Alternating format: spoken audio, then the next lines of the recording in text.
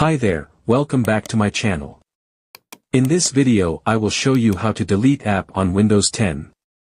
It's actually very easy. So first select the Start button on the taskbar. And then open Settings, or use the shortcut Windows +I.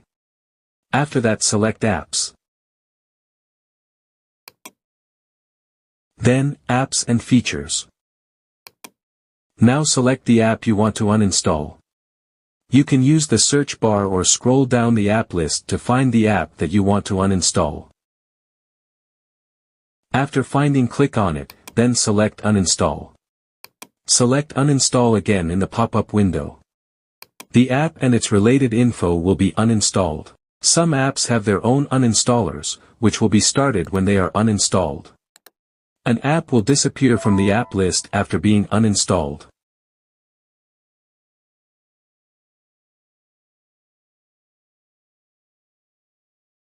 If the uninstall button is gray and not clickable, that means the app is built into Windows, and you have to uninstall them by using PowerShell commands.